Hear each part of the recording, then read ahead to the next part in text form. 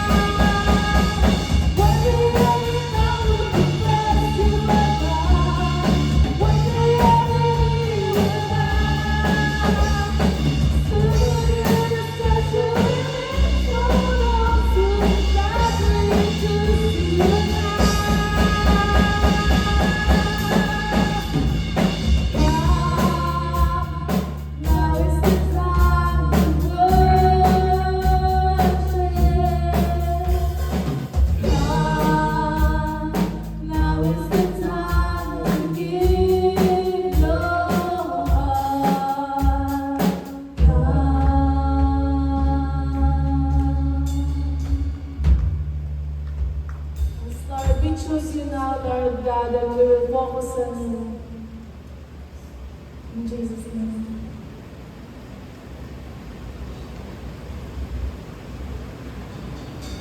Yes, Lord. Maraming bang i-declare mo ito? I will give you all my worship.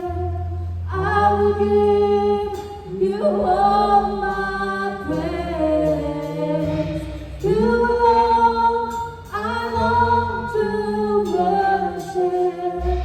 You alone are worthy of my praise. I will give you all my worship.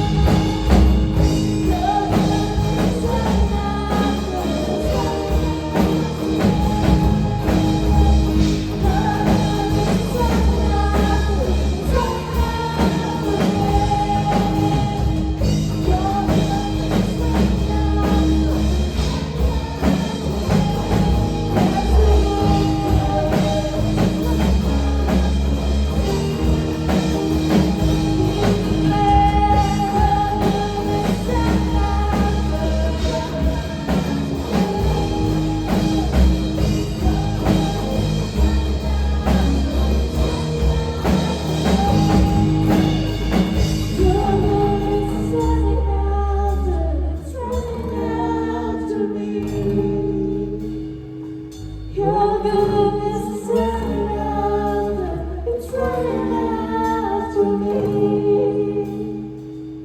Your goodness is running after, it's running after me. Your goodness is running after, it's running after me. Your goodness is running after, it's running after me. Your goodness is running after, it's running after me. I break down and surrender, I give you everything. Your goodness is running after, it's running after me.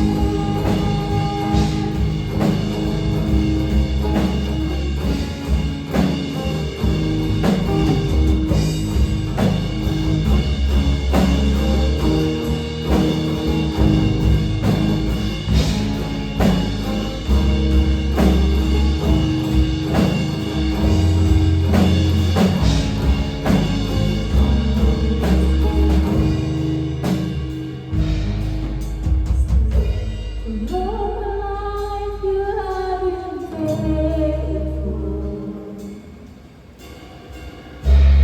All my life you have been so, so good. With every breath that I am able, oh, I will sing of your goodness.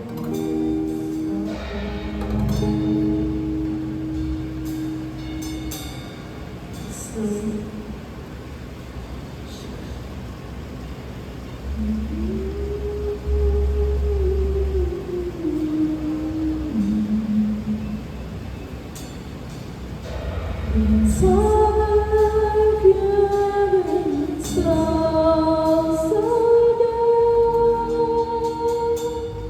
With every breath that I am able, oh, I will sing of the goodness of God.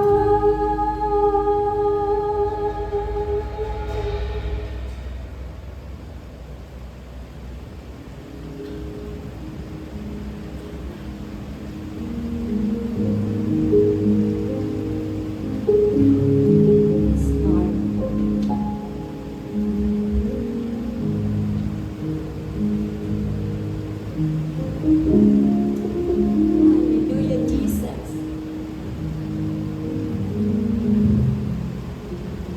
Tunay nga, Lord, napakabuti niyo. Napakabuti niyo sa aming buhay. Lord, salamat. Salamat sa iyong pagmamahal. Lord, sa oras na ito, Panginoon,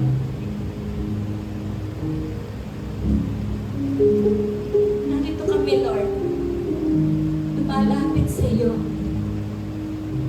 Tumutunog sa iyo, Panginoon.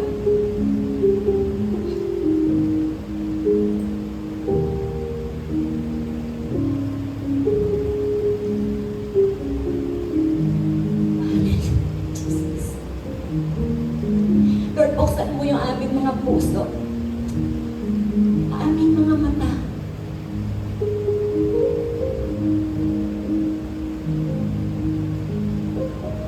Lord, patuloy na kayo ang kumilos sa oras na ito.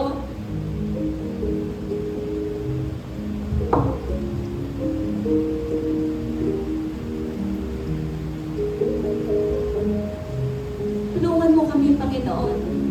Pagkaisahin niyo kami.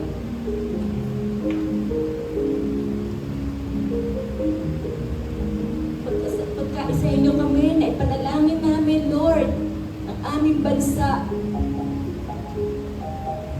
Mahalin namin yung aming bansa, Lord, ang bansang Pilipinas. Lord, patawarin mo kami. Patawarin niyo kami kung kami maraming nasasabi, Lord, nakamalian, Lord. Patawarin mo kami, Lord. sa mga negative, Lord, na mga sinasabi sa aming gobyerno, Lord, patawad, Panginoon.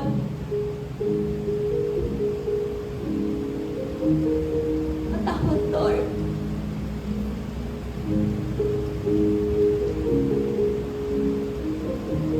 Tulungan niyo lang kami, Lord,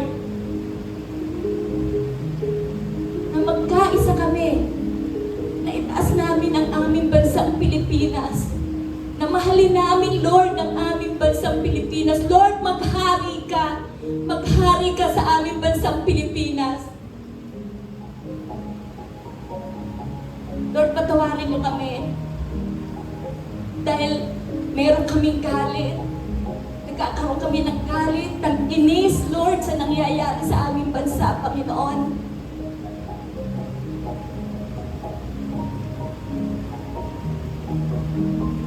Lord, kayo yung Diyos ng hustisya. Kayo yung Diyos, Lord, na magbibigay ng katarungan, Panginoon.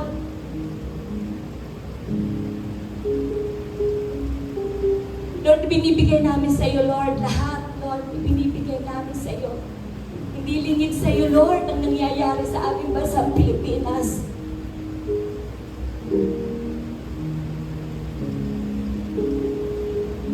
Kaya sa oras na ito, Lord, muli nilalapit namin sa iyo.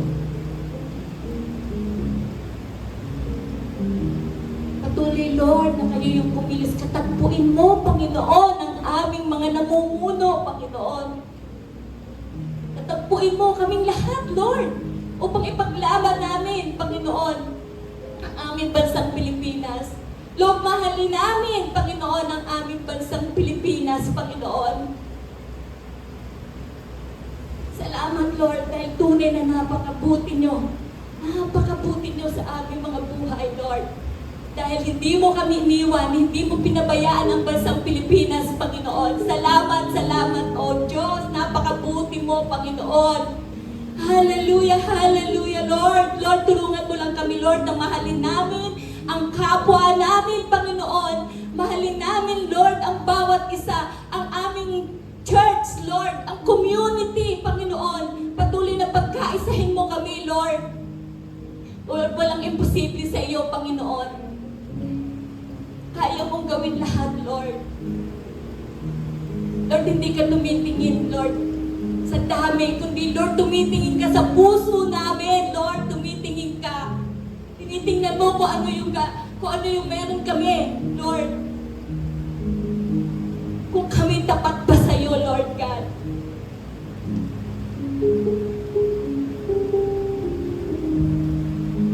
Lord, salamat. Dahil nandito kami upang magpuri, umawit sa iyo, Lord. Salamat sa iyong kabutihan. Salamat sa iyong pagmamahal. Lord, masigit, Lord, yung mahal na ibinigay mo sa amin, Lord. Sinabi mo po yun, Lord, sa iyong salita, Lord. Dahil sa iyo nanggaling ang iyong sa inyo nanggaling ang pagmamahal na meron kami ngayon. Kaya sa iyo namin, Lord, patuloy na itinataas, Lord God. Ang bawat isa sa amin, Lord, ang aming minister, Lord God. Ang bawat ministry namin, Panginoon. Tulungan mo kami, Lord, na magkaisa kami, Lord. Alisin niyo yung pagkakabuklod-buklod, Lord. Patuloy na kayo yung mangusap, Panginoon, sa aming mga puso.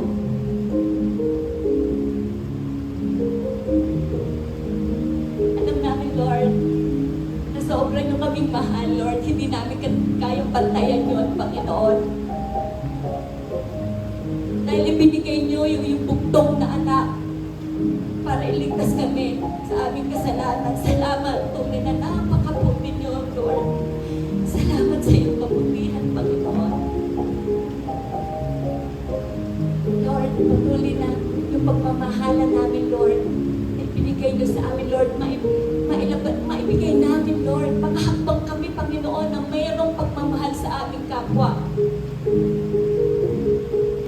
Ma-share namin kung gaano kayo kabuti sa buhay namin, Lord. Makapag-disciple kami, Lord. Tulungan mo kami, bigyan nyo kami ng lakas, ng loob. Alisin niyo yung hiya namin, Lord. Bigyan nyo kami ng lakas ng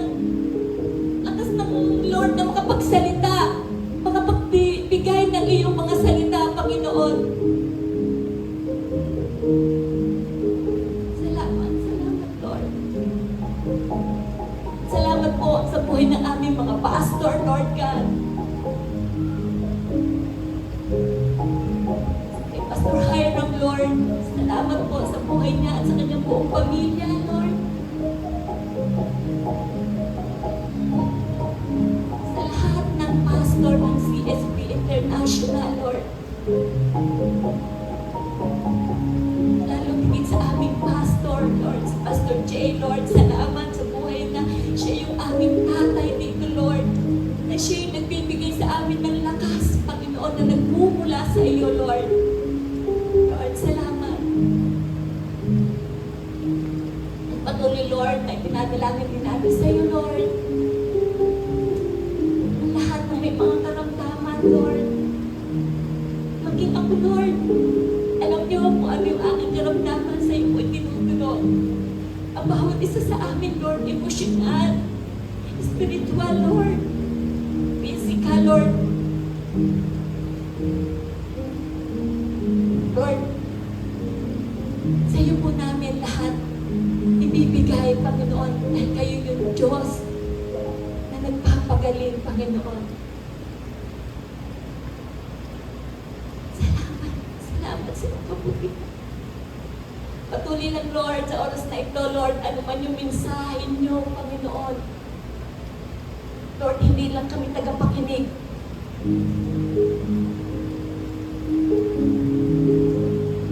Lord, na kung ano man yung ipaparating niyo sa amin, Panginoon, ma-share namin to, Lord.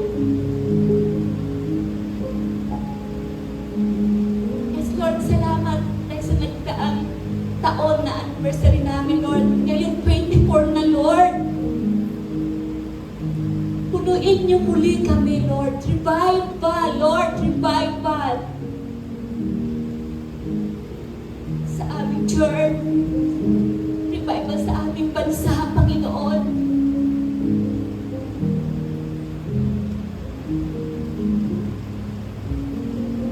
Lord, salamat. Dahil meron kami tinatakbuhan, Panginoon.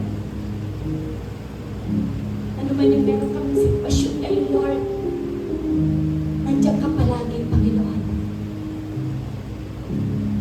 Salamat, Lord. Napakabuti niyo. Ano man yung meron kami sitwasyon ngayon, Lord. Kayo yung nakakakita, hindi hingit sa iyo, Lord. Kaya sa iyo po namin, Lord, pinagkakabiwala. Sa iyo po namin, Lord, lahat itataas, Panginoon. Muli, Panginoon, salamat sa iyong pagmamahal. Holy Spirit, samahan niyo lang kami ngayong buong araw na ito, Lord. Hindi lang ngayon, bukas, Lord.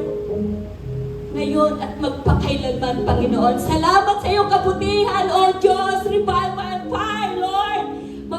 Punuin niyo kami ng iyong pagmamahal. Punuin niyo kami, Lord. Uhawin niyo kami muli sa iyong salita, Lord. Sa iyong pagmamahal, Panginoon. Salamat, Lord. Salamat. Yes, God. You have been so good. And I am grateful. I will sing of the goodness of God. Yes, God. Yes, Lord. Dumalo, Lord. Dumalo ang iyong pagmamahal sa bawat isa. Lord, katagpuin mo kaming lahat, Panginoon. Yes, Lord. Hallelujah.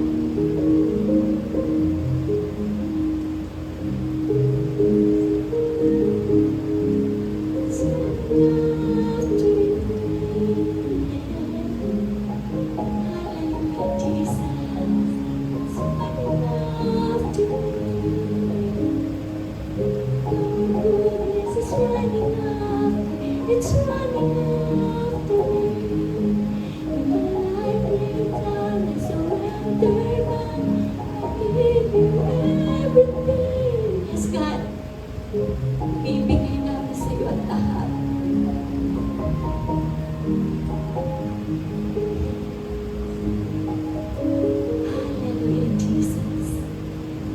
Lord. Thank you, Jesus. Salamat, Panginoon. Salamat sa iyong kabutihan, Lord. Salamat sa iyong pagmamahal, Panginoon. In Jesus' name we pray. Amen and amen. Thank you, Lord. Doon. Para lang ma-imagine nyo gano'ng kalaki yung bandera, kalahati po nito, pagsamahin nyo po yan, medyo mas malaki pa. Kaya pinasa-pasa pong gano'n. Nakaka-ano po talaga, nakaka-goosebump po siya nung dumadaan na gano'n. No, na yung bayan po natin, napakahalaga na atin pong itaas sa panalangin. No, kasi tayo po ay may pamilya, tayo po ay bahagi ng isang mas malaking pamilya na ang pangalan po ay Republika ng Pilipinas. So, wag po nating sukuan. No, wag nating sukuan. Doon pa lang po nakitang minsan bihira ko pong makitang manangis yung ating senior pastor, pero doon po grabe po talaga yung kanyang pagtangis para sa bayan natin. Alam niyo, naisip ko po nung nandoon ako, naisip ko po, sila si Rin, naisip ko po yan. Kasi sila yung magmamana eh. Ako, midlife na po kami, no? Pero yan, sila si Rin, yung mga pamangkin ni Len, yung apo na pala, no? Kasi buntis na yung pamangkin niya. Oo, sila yung magmamana ng bayan namin. Ano bang bayan namin ang ipapamana sa kanila? No? Kaya, wag po nating sukuan po. Wag po kayong mauuya. Bakit pare-pareho nang lagi ang aming pinagpipray? Kasi minsan may nag-comment po yata, parang paulit-ulit. Kasi hanggang hindi sinasagot, ulitin natin. Di ba?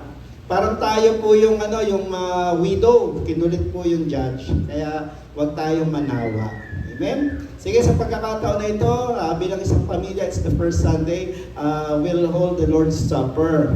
Okay? So, sige, tayo po tayo lahat, panalangin po natin yung ating pagsasaluhan.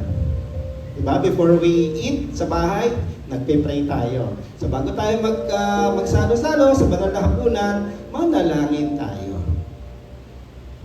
Ipanalangin natin yung ating pagsasaluhan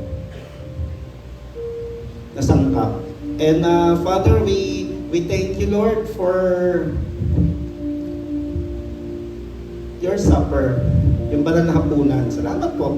Nabigyan niyo kami ng pagkakataon at pribilehiyo na makisalo sa inyong kapag.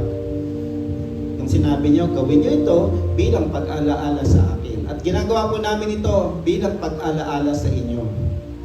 Maraming bagay po kasi na pwedeng magpalimot sa amin sa inyong tagumpay. Lord, there are many things that will make us forget your faithfulness, forget your goodness, forget your sacrifice for us, forget your love for us. Kaya ngayon po, sa aming pagsasalo-salo, sa banal na hapunan na ito, nawa maalala namin muli yun. Ibalik niyo po sa amin, alaala, ibalik niyo po sa amin pagkatao, yung tagumpay na yon. Sabi nga po, ang gamot sa pagkalimot ay paalala. Maalala po namin ang inyong pagpapakasakit. Maalala po namin ang inyong ginawang paghahandog ng inyong buhay para po kami ay maligtas at maging buo. Kaya ngayon po, pagpalain niyo po itong bunga ng lupa na aming kakanin, pagpalain niyo po itong katas ng ubas, Lord God, na aming iinumin. Bless and sanctify these elements, Lord. This fruit, Lord, bunga ng lupang pinagpala po ninyo. At sa aming pagsasalo-salo, Lord God, pagpalain niyo din po ang mga makikipagsalo dito, Lord. Yan ang aming panalangin sa pangalan ni Jesus. Amen. Amen. Sige po, communion servant, pagtingkuran niyo po yung inyong pamilya, yung ating pamilya, Church So Blessed. Tay-tay.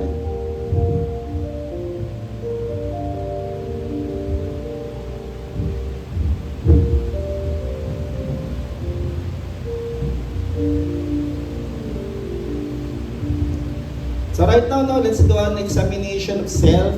Ano yung examination of self? Pasiyasan tayo, no? Pasiyasan tayo sa banal na spirito. Kung meron po na pwedeng humadlang para ako po ay makipagsalo dito, pwede kasi nakikipagsalo tayo rito, kinakain natin, iniinom yan, pero hindi naman tayo marapat, no? The full impact of this Lord's Supper, sayang. Sabi nga, gawin natin ito ng buong puso, buong isip, at buong worthiness, no? Kaya kung meron pong tayong nagawa, naisip, nasabi, o hindi nagawa na dapat gawin sa Panginoon, lapit tayo sa Kanya at humingi tayo ng kapatawaran. Patawarin niyo po ako, Panginoon, dito sa mga pagkukulang na ito. Tawarin niyo po ako. Sige, lahat po ba yung napaglingkuran na? Sige, manalangin muna tayo. Let's set things right before the Lord. And Father, we come before you with contrite hearts, with brokenness. Lord, far be it, Lord, that we become callous. Maging manhid po kami sa mga nagagawa naming pagkakamaling pagkukulang laban sa inyo, na makasanayan na po namin siya. Patawarin niyo po kami. Kung nagiging sanay na po kami sa mga bagay na hindi nakakapagpalugod sa inyo, patawarin niyo po kami sa mga nasasabi, naiisip, nararamdaman, na hindi po nakakapagpalugod sa inyo. Tawarin niyo rin po kami sa mga bagay na dapat na ginagawa namin, pero ayaw po namin gawin. Lord God, yung mga karapat-dapat na gawin namin dahil sinabi po ninyo. Pagpapatawad, paglilingkod sa kapwa, pagpapalaganap ng mabuting balita, pagbabahagi pa ng mabuting balita. Patawarin niyo po kami sa kawalan ng panalangin. Tawarin niyo po kami sa kawalan ng panahon sa inyo. Tawarin niyo po kami kung may inuulan po kami bukod sa inyo, na yun na po yung nagiging idol ng buhay namin. God, idolatry is not just praying before an image, it's also, Lord God, raising something before you. Ito yung pagtataas at pag-uuna sa mga bagay, tao, kaysa sa inyo. Kaya tawarin niyo po kami, linisin niyo po kami. Panginoong Jesus, hugasan niyo po kami ng inyong banal na dugo. Balutin niyo po kami ng inyong righteousness, Lord God. Ingahan niyo po kami ng bagong buhay sa aming ika-24 na taon bilang church. Ingahan niyo po kami ng bagong panahon. Pumasok po kami sa bagong panahon ng relasyon sa inyo. Yan ang aming panalangin. Sa aming ngayong communion, unang communion, Lord, unang banal na hapunan sa aming 24th year. Hayaan niyo po na pumasok po kami sa bagong panahon, a new season of intimacy with you. A new season, Lord, of intimacy. That's our prayer in Jesus' name. Sige mga kapatid, bilang mga anak ng Diyos, kapamilya, no? Church Sobles Taytay, tayo po'y magsalo-salo sa banal na hapunan. Sabi ni Jesus, ay pinasa niya kay Pablo, for I received from the Lord what I pass on to you. The Lord Jesus, nung gabing siya ipagkakanulo, on the night he was to be betrayed, he took the bread and he took the cup. And after blessing the bread, he broke it, gave it to his disciples, saying, "Take this, kanin nyo ito. Ito ang aking katawan, ay hahandog para sa inyo. Gawin nyo ito bilang pag-alaala sa akin." Panginoong Jesus, muli, ginugunita namin, Lord God, ang inyong pagpapakasakit sa krus. Remind us, Lord God, na kami po buo na. Buo na. Dahil ang inyong katawan po, Panginoon, was broken. Because your body was broken, we are now made whole. At kung meron man pong mga bagay na siyang nagbibigay ng brokenness sa amin, spirit, soul, body, ngayon po, Lord, as we partake of this bread, may we be reminded, mapaalala po sa amin na kami ay buo na dahil sa inyo. Sige po, kain na natin ang tinapay. Katawan ni Jesus.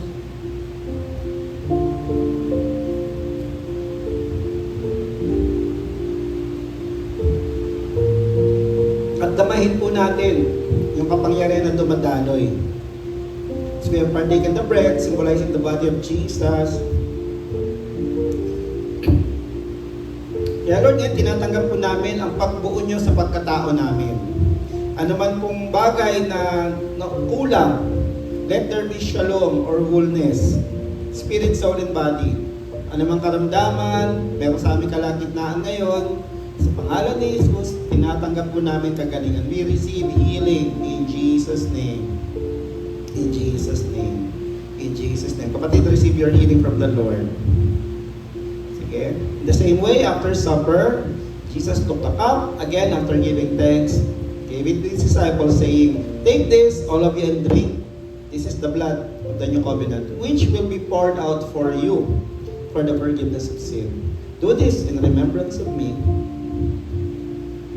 Muli, Panginoon, we thank you, Jesus, for your blood. We thank you for your blood. Because of your blood, we can go before the throne of grace. We can go with confidence, Lord God. Ang nakikita po ng inyong tatay sa amin, Lord God, hindi po yung aming karumihan, yung aming pagkukulang, kundi yung inyong katwiran, your righteousness. Lord, nakikita po niya inyong dugo sa aming katauhan. Kaya Lord, as we partake of this cup, symbolizing your blood, Lord God, may we be reminded, Lord God, bayad na po ang aming kasalanan at meron na po kaming kakayahan na umayos sa aming buhay. Magkaroon ng kaayusan ng aming buhay, magkaroon po ng righteousness, holiness ang aming buhay. Kasi matagumpay na po kayo.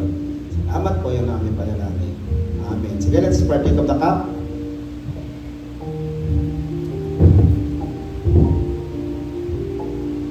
And Lord, we thank you. Thank you for the body. Thank you for the blood that you've given, Lord God, so that we may be made whole, we may be restored to your family. Lord God, ngayon po, bahagi na po kami ng inyong pamilya. At nawa, Lord, one as we remember you in this Holy Supper.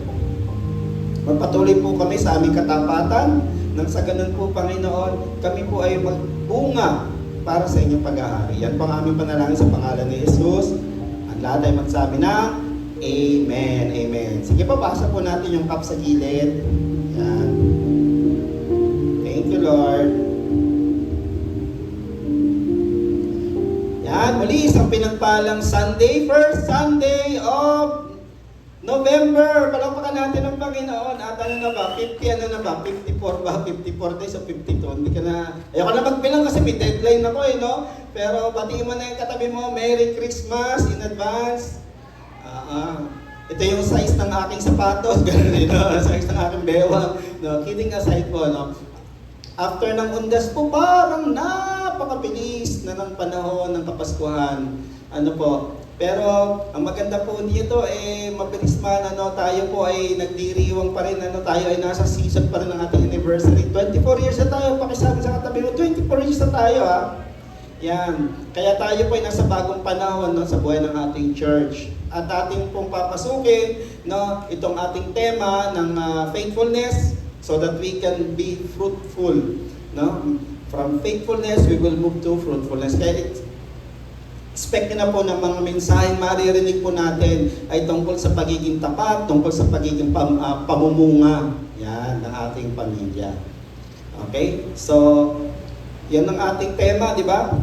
From faithfulness to fruitfulness. Papasalamat po ako, paumanin, wala kami Sunday after our anniversary. Dapat doon ako magpapasalamat. Pero allow me to thank everyone po. Palakpakan natin ang bawat isa na nakibahagi, nag-ambag, para po maging matagumpay at memorable yung ating anniversary. Yan. Sinong nakamiss ng lamig? Doon. Panalangin po natin, we are talking with the management doon kung pwedeng paupahan ng umaga. Service lang naman, pero dito pa rin ito pa rin ang natin. Hanggang wala pa tayong lugar, yung service lang naman. So we are still looking, pagparin nyo pa din po, yung lugar na accessible, favorable in terms, may parking lot, safe, at kung saan tayo po ay magbubunga ng matindi. Yan. So yan, maraming salamat po doon sa mga nag-ambag-ambag sa pakape, may pa-ice cream, dapat may pataho pa yun Kaya nakita namin overload na So imagine niyo kung 24 years pa lang, ganun pa lang, ano kaya mangyayari pag silver anniversary na tayo next year, di ba? May nilalagay po si Lord sa puso namin, Ate Len, ipag-pray nyo po, kasi next year po talaga, mula ngayon, papunta next year, October, preparasyon po yan para sa pasasalamat, at preparasyon po yan para sa ating ika-25 anibersaryo. Yan. Okay? So, yon. Kasi we need to move from faithfulness to fruitfulness. Right now, we are reminded by the Lord sa ating 24th year, faithfulness muna, katapatan. Nakatapatan kung gusto niyo magkaroon ng pagiging mabunga sa inyong buhay, sa inyong pamilya. By the way, kada po mensahe dito, kada po tema dito, hindi lang po yan confined sa church. Tandaan niyo po yan Ayoko po na meron tayong mensahe dito, meron tayong tema dito na dito lang. Pag uwi niyo, wala na, balik na sa dati. Hindi po. no? Our message, our team, no? Yung pong spirito na yun, dumadaloy dapat sa ating tahanan. Okay? Kaya nga ito yung ating ito yung ating main verse. Sabi dito, pinaalala ni Jesus sa ating ika-24 na taon, at kami po ika-16 na taon na kasama kayo. Pinaalala ni Jesus, manatili kayo sa akin. Kasi ang pangako niya, ako mananatili naman lagi sa inyo eh. Sabi niya, remain in me and I will remain in you. And pinaalala niya, walang sanga na mamumunga ng mag-isa. Kailangan manatili po doon sa puno or sa vine. No? So, yon. At ito yung ating team verse. Sabi niya, siya yung tunay na puno ng ubas or vine. At tayo ay mga sanga. Pag tayo po ay nanatili sa Kanya, at siya manatili sa atin, mamumunga po tayo. At dito, tignan niyo yung panghuli, much fruit. From bearing fruit to more fruit to much fruit. Ano ba, nag-sermon na ako dati dyan yung 3 stages ng fruitfulness. Maaring ang buhay po natin ngayon, you are bearing fruit na. Di ba?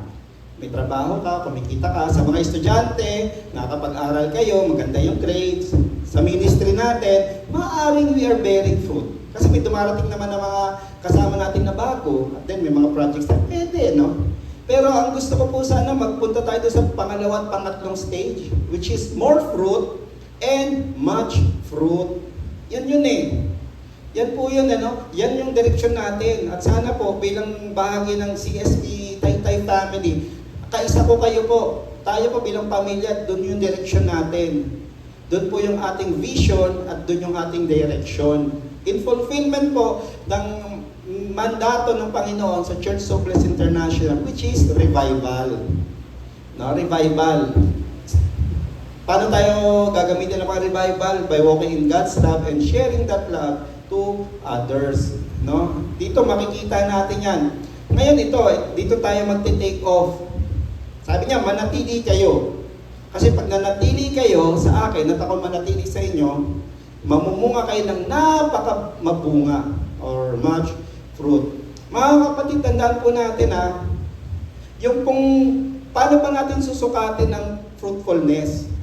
Sa buhay niyo kapatid, paano mo sinusukat ang fruitfulness sa buhay mo? Maaari, our standard might be the standard of the world, yung pamantayan ng mundo, di ba? Ako po, admittedly, no, minsan ko dyan mabunga ba ang buhay namin na Ate Len? Bakit laging sapat lang? O minsan laging oras. Sino yung nakakaranas ng oras ni peligro? No, too much day at the end of the money. Mas maganda yung too much money at the end of the day. Pero ang buhay pa natin ay too much day at the end of the money. No, ganun po yung namin eh. No, kasi nga Levite po ako, full-time na pastor. Yan. Sa atin rin, full-time na pastor's wife. Ako po minister. Parang pastor na rin siya. Ayaw niya lang po isubmit ko yung pangalan niya sa para magpasa. Kasi okay na rin sa kanya ginagawa niya yung trabaho. No? Pero ano ba ang sukatan? Ito pa, sukatan po ng mundo minsan. Ang sukatan po ng mundo, kumusta na ba? Ilan na ba kotse mo? Diba, nakakalungkot. Diba ngayon yung scandal ngayon, diba? Yung nag-alok sa ating bahay. By the way, our country is going through a shaking. No, God is exposing. Di ba nakatago ilang taon na mayagpag yung mga yan eh. Pero ngayon, in-expose niya.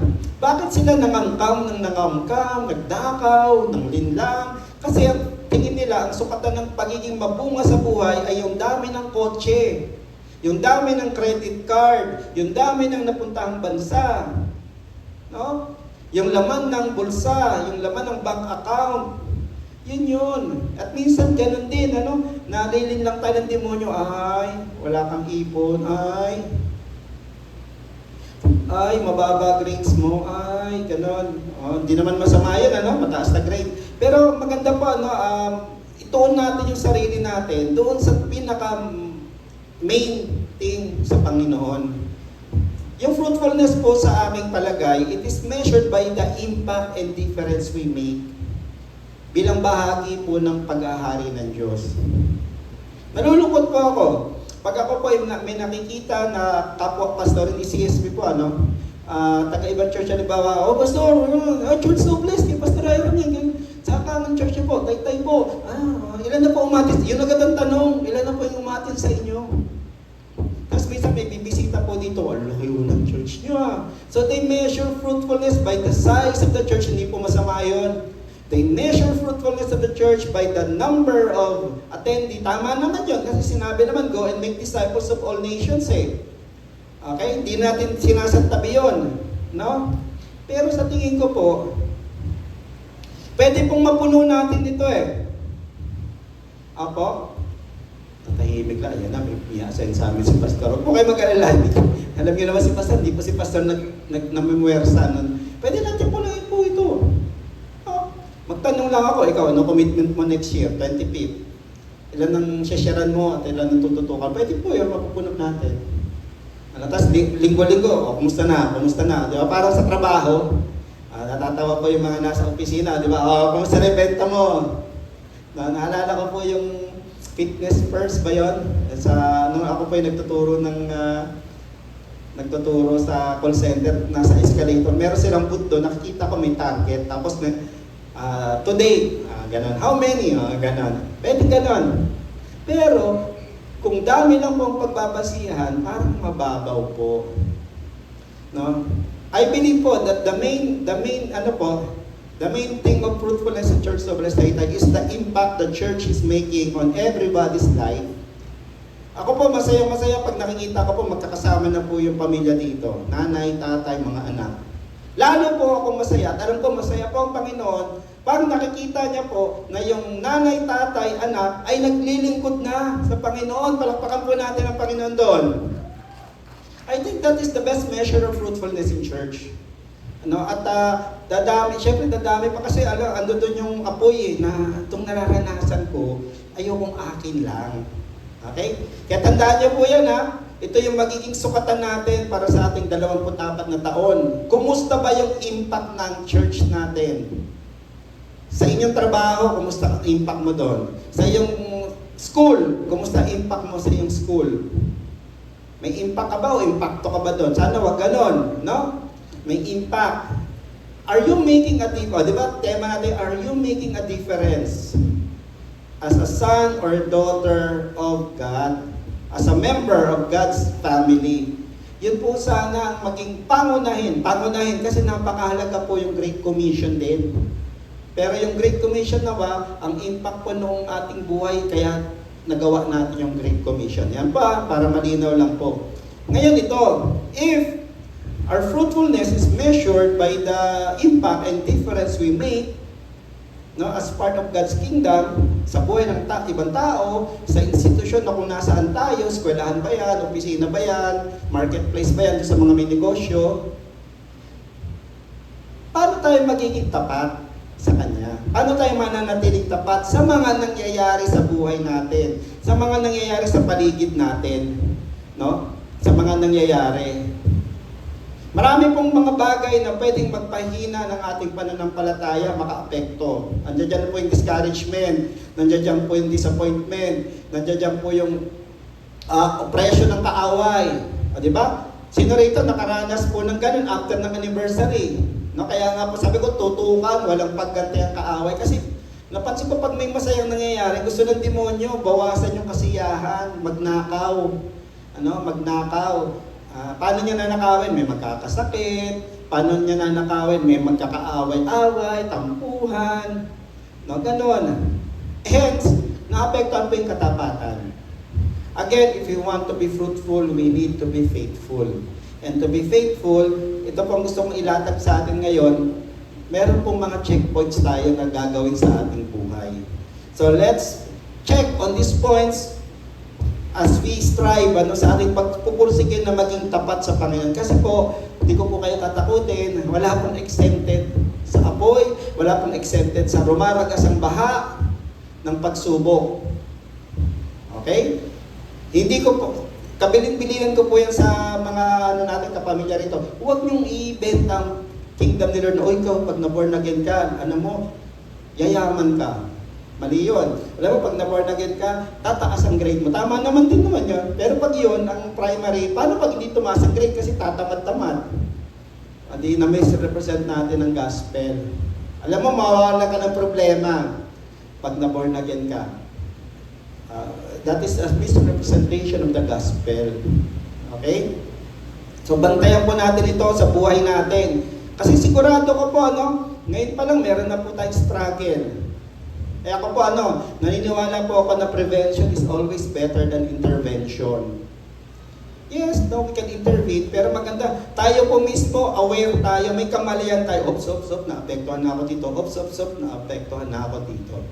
Kaya tignan po natin Philippians chapter 3. Tignan po natin yung halimbawa ng isang tao na nung nakilala si Jesus, nung tinanggap yung kanyang alok na kaligtasan, ay binago yung kanyang buhay in such a way na yung kanyang ministeryo, it made an impact.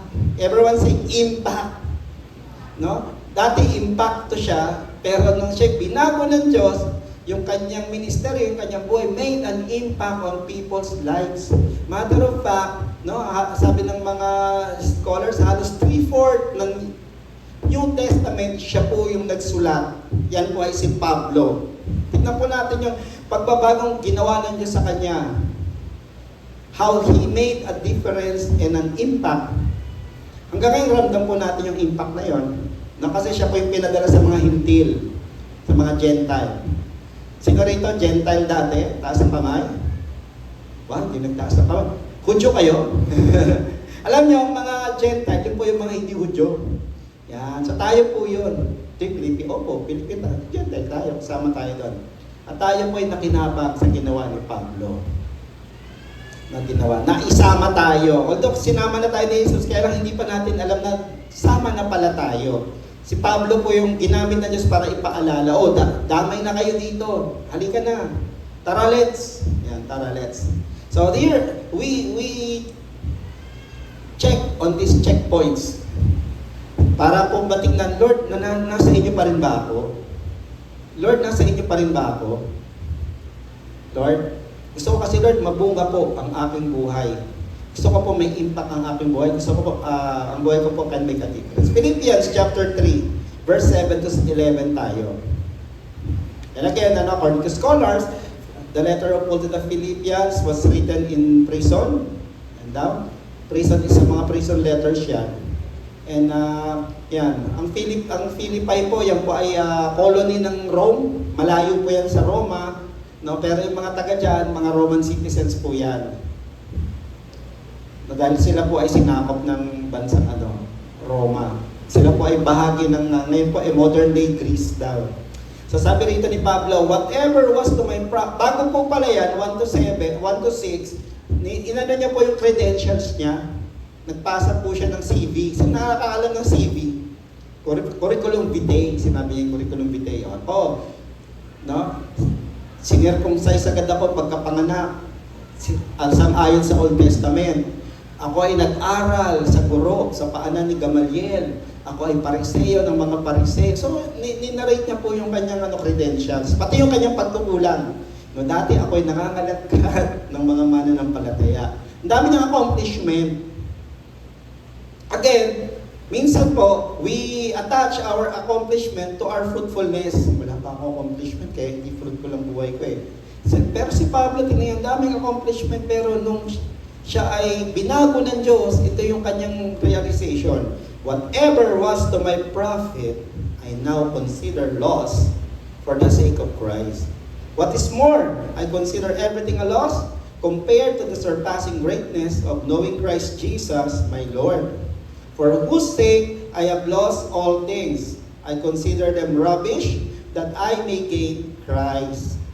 Verse 9, and be found in Him, not having a righteousness of my own, that comes from the law, but that which is through faith in Christ, a righteousness that comes from God, and is by faith.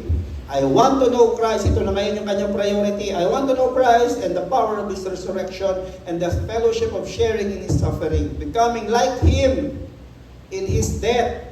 Okay, matakot Becoming like Him in His death, and so somehow attain to the resurrection of the dead. So let's pray po. Father, we thank you for 24 years of faithfulness. Thank you, Lord, for 24 years, Lord, of fruitfulness. Kahit pa paano po, we know we have been fruitful. Pero gusto po namin, you move us from bearing fruit to more fruit to much fruit. Gusto po namin yun. Kasi yun po yung mandato nyo, increase. Yun po yung mandato nyo, from glory to glory. Not for our glory, but for your glory, because we obey our Lord Jesus Christ. Kaya right now, Lord, buksan niyo po yung aming puso at isipan, bagong panahon ng pagtanggap ng inyong salita, bagong panahon ng pagbabago at paghuhubog ng inyong salita. Holy Spirit, we ask for the spirit of revelation to be upon us. We ask also, Lord, that we be transformed by the word na aming maririnig, Lord God, so that we can make a difference for your kingdom, so that we can make an impact for your kingdom. Yan pong aming prayer sa pangalan ni Jesus. Amen. Amen. Sige nga po, palakpakan natin ang Panginoon. So dito po, again, background lang para makita natin yung konteksto. Binuksan ni Pablo yung kabanata na ito by narrating yung kanyang mga accomplishment, yung kanyang wealth, yung kanyang gain. Ano po? Pero dito, bandang huli, he reflected, teka, wala pala ito kasi ang pinakamahalaga pala, si Jesus. Okay? So kahit na magawa ko itong mga accomplishment na ito, kung malayo naman ako kay Jesus, lahat ng ito basura. Imagine po yun, dumating siya sa punto na yung mga accomplishment niya, tingin niya basura yun kung wala siya kay Jesus.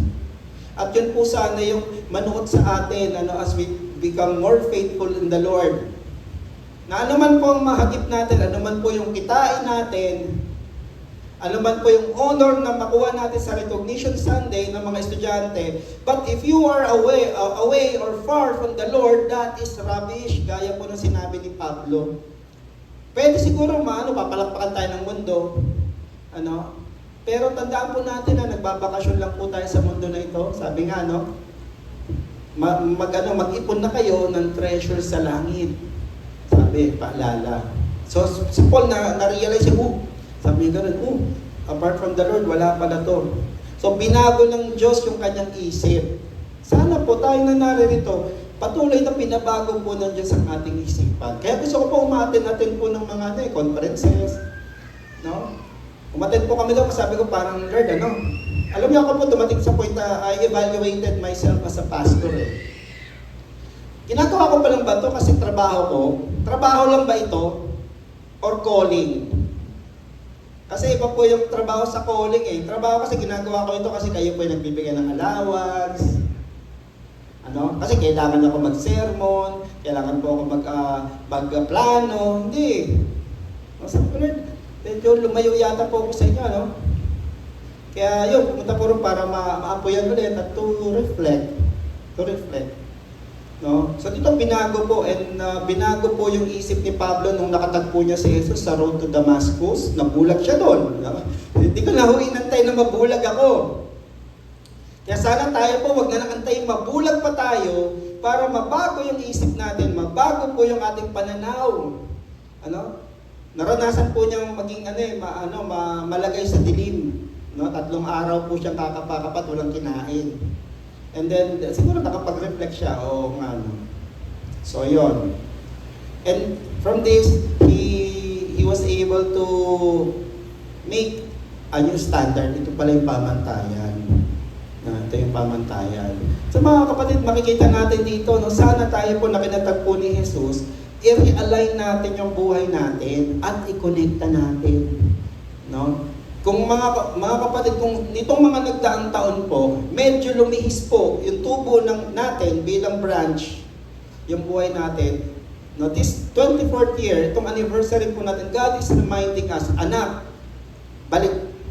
ibalik. Alam niyo po yung mga branches, na po yan di ba nilalagyan po yan ng lambre para po tumama ang po niya, ang tubo. Yung ubas po, pagka yan nakalaylay sa sahig, natatabunan po yan ng mga alikabok, hindi po mamumunga yung ubas.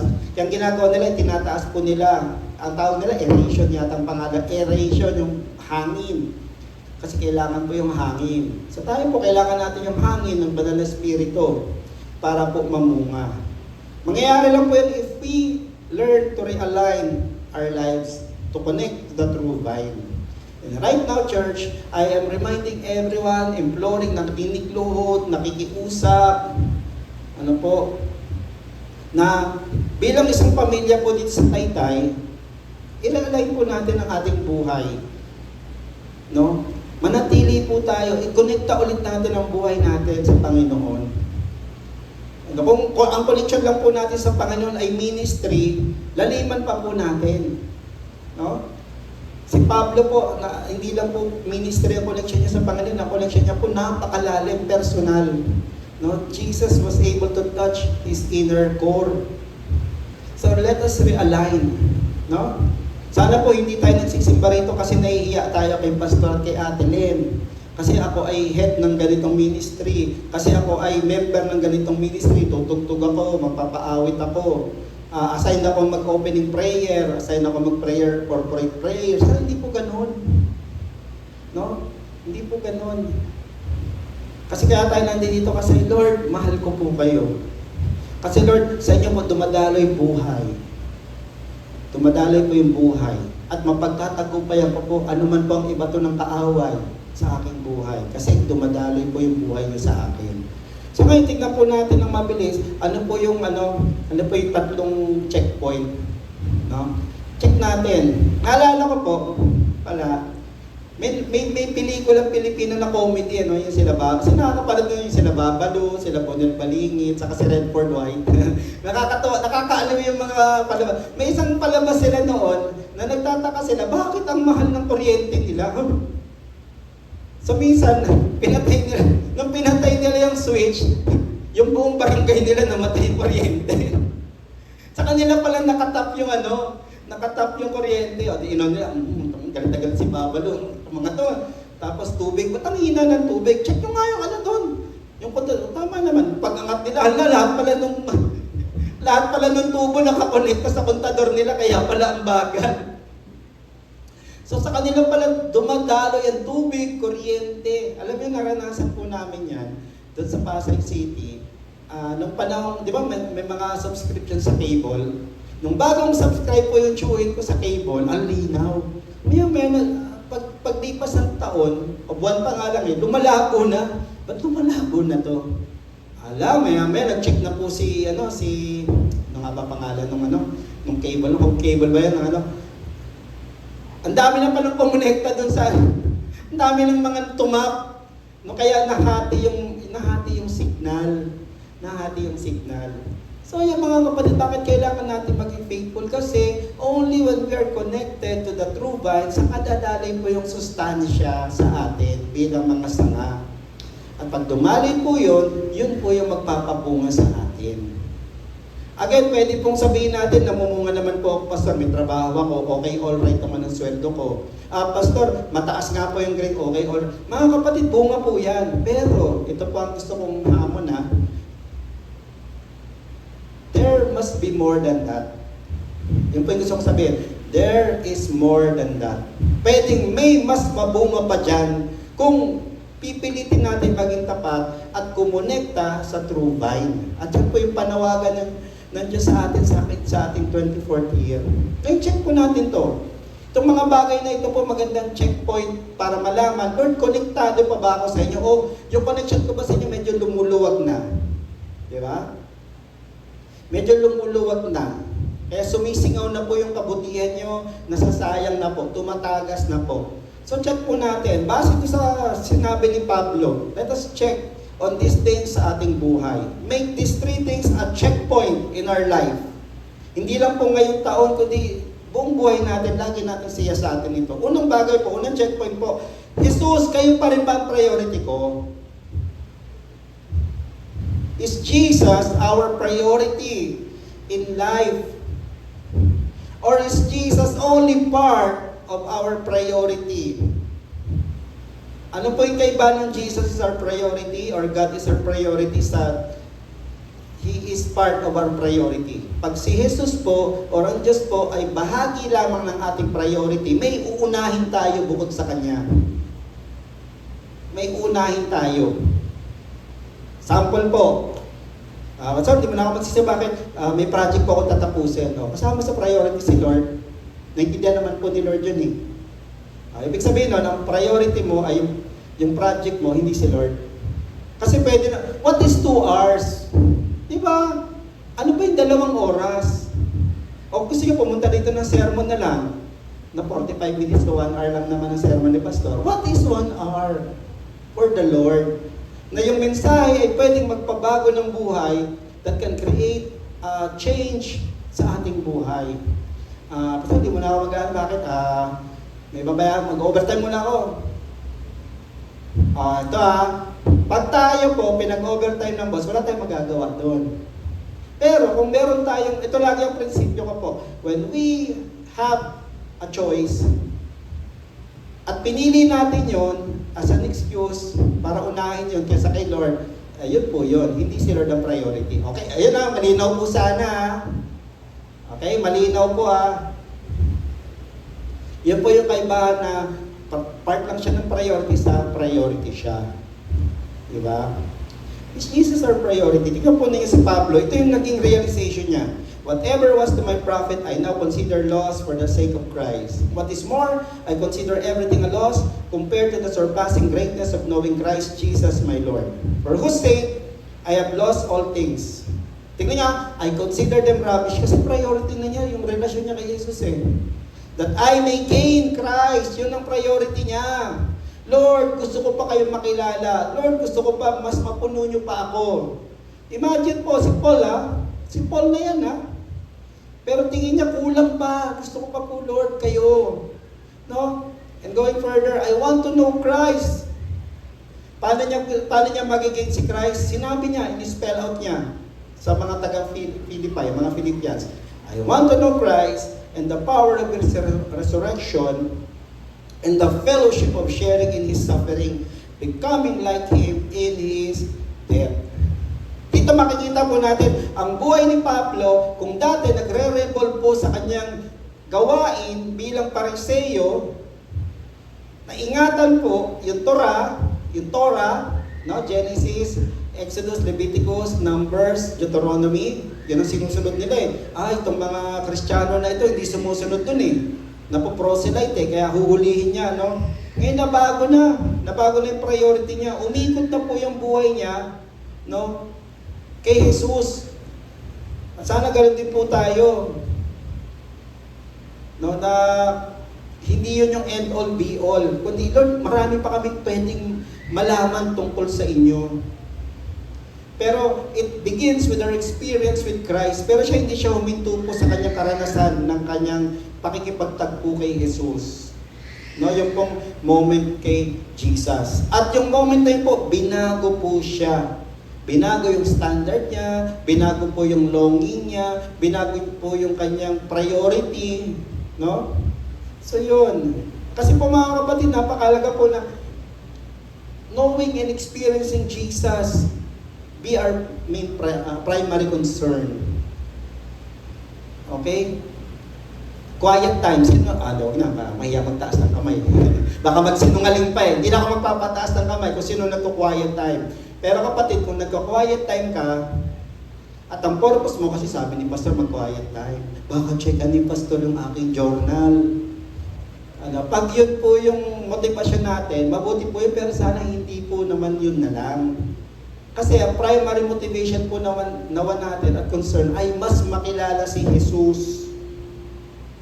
To know and experience more of Jesus in our life. No? To experience more. Yan. Tignan niyo po sinabi niya sa Colossians. Sabi niya rin sa Colossians po sabi niya, since then you have been raised with Christ, set your hearts on things above. Yan ay bagong standard. Kung dati things below, ngayon things above na tignan mo. Where Christ is seated at the right hand of God. Set your minds on things above, not on earthly things. Not on earthly things. Gusto ni Pablo, fuller, mas puno at experiential na karanasan ng kabutihan ng Diyos. Yun po yun. Experiential knowledge. Hindi lang head knowledge, kundi experiential knowledge. Kanina kinanta po natin yung the goodness of God. Concept po yun. Pero kami po nitong nakaraan 2 buwan, naranasan po namin. Yun. Nandito naman po sa not bragging about it po o mang-inggit. Pero yun po, pinaranas sa amin ng Diyos yung kabutihan niya eh. Pinaranas niya po eh. Kaya sold out ako. Na, Lord, kayo bahala sa amin. No, kasi pag ganun po yung primary concern natin, nababago po yung ating direksyon. And ito po, nabago yung direksyon, no? Huwag na kayong tumingin sa bagay sa mundo, tingin kayo kung ano yung bagay sa langit. Sabi niya. Kasi, for you died, and your life is now hidden in Christ, in God. Sabi niya ganun. At dahil po dito, dahil tayo, nabago na yung ating pananaw, nababago na po yung focus natin. Kasi where we focus on determines what we will value in life. Kung ano po yung tinitingnan natin, yan ang pahalagahan natin.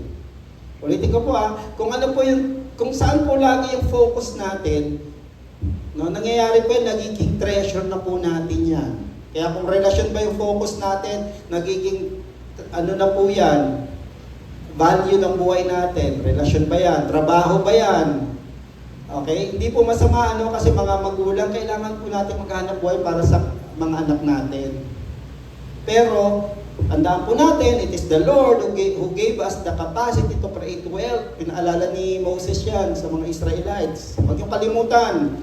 No, gaano ka man kagaling, Diyos ang nagbukas ng pagkakataon para kumita ka. No? So if we value yung kita, hindi yung Diyos na nagbigay sa atin ng kakayahang kumita, we are focusing on the wrong things. Maganda po, meron tayong values confirmation. Confirm po natin ano ba yung pinahalagahan natin sa buhay natin. Okay? Tingnan natin, kaya ko po gusto kumita kasi gusto ko po payapaan po. Ayun, pahalagahan mo kapayapaan sa buhay. Pahalagahan mo kaligtasan sa buhay. Kasi yun yung focus. Yun yung focus. Kaya dito makikita natin po kailangan po i-value po natin yung mga Christian principles na pinakita ni Jesus. Yan. Si Pablo po, ang kanyang mahalaga para sa kanya, yung relasyon niya sa Panginoong Jesus. Kaya kinonsider niya rubbish na yung kanyang accomplishment. At ang maganda po nito, if we know Christ, sana po maging focus po natin, mas lumalim pa yung pagkilala natin kay Jesus.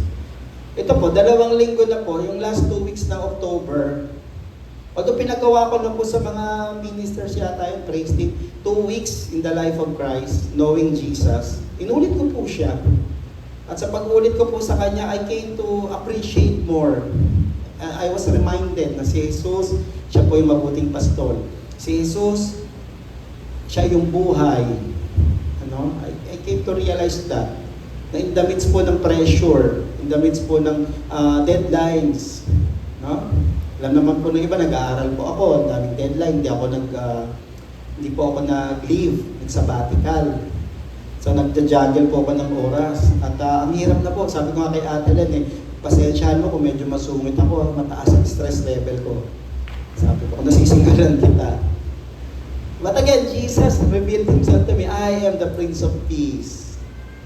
No? Yun po yun If we focus on our entering a deeper relationship with the Lord, nababago po yung pinahalagahan natin. Sana po mas pahalagahan po natin yung relasyon natin sa Diyos. Sana po yun ang maging focus natin. Kung yung pong relasyon natin sa Kanya naaapektuhan na ba ng mga bagay-bagay sa buhay natin.